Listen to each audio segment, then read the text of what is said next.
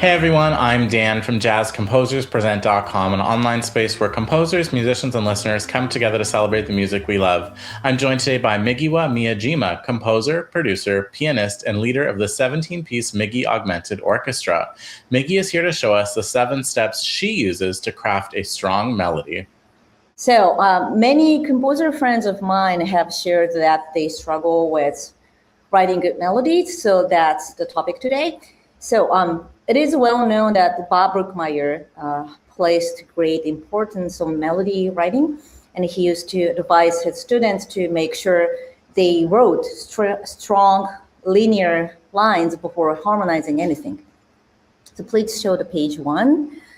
I really feel the same way, so I want to share with you how I evaluate my melodies from 7 different perspectives before I harmonize anything. So number 1 is the intervals, meaning distance or degrees between neighboring notes within the melody. Number 2 is the degree counted from the root for each note in the melody. So number 3 is when looking at the melody, whether the direction of the phrase is ascending or descending, or whether it changes very little and feels flat or going zigzags. And number 4 is about the groove the melody contains. A good melody represents the groove of the piece. So if the melody you just created does not make you feel that, it means there is still room for you to think about it. And number 5 is whether the melody is busy with many notes or whether it stretches notes for a long time and contains many spaces or a long rest and it has an open space. Number 6 is whether it leans toward the higher or lower pitch overall and within the range of the instruments being used. So whether it sits higher range or lower range. So the number 7, last one, is what kind of tone color you have in your mind for the melody you are writing. So the best melody for the saxophone subtone and the one for the piccolo's high note area are clearly very different. So now I am going to share my song. It's called Do I, the Apple Tree, with my score. So this piece is from my album called Tokyo, New York Jazz and Pop, recorded with my group called Kym, spelled as K-Y-M-N. So the score, there are my notes talking about these 7 things. So let's play that. That was a secret statement from me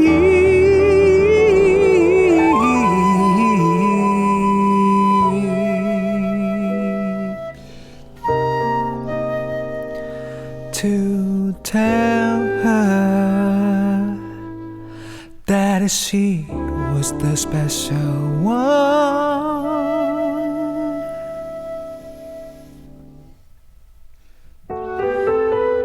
Every time I feel a soft wind touching my cheek, I wonder if it's the answer that she has finally sent.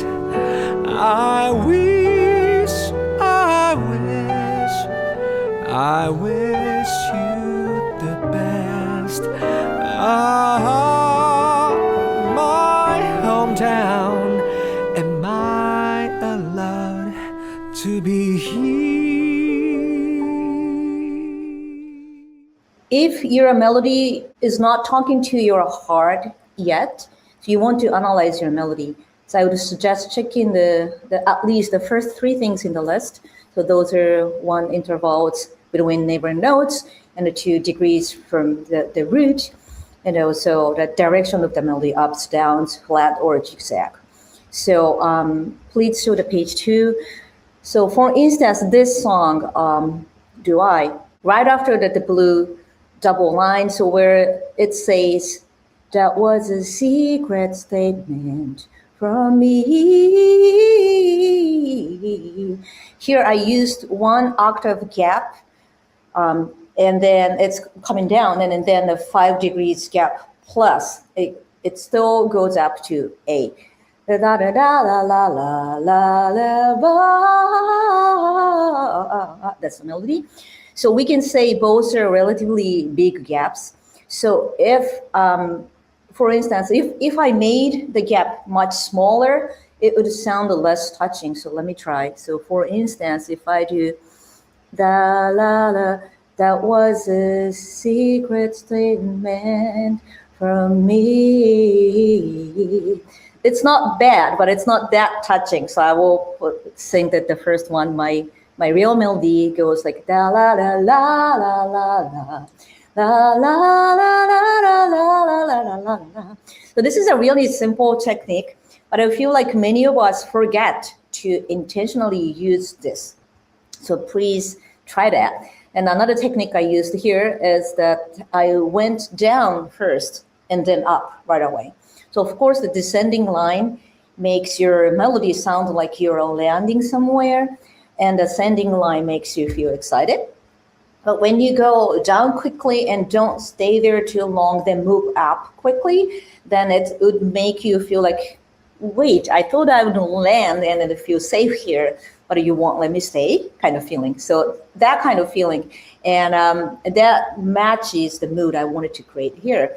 So this is a mini lesson today, so unfortunately I can't cover everything, all the 7 things here, but what I wanted to suggest here is to make your own dictionary or a collection of the combination of the emotions and the melody lines, or you can call it library or something.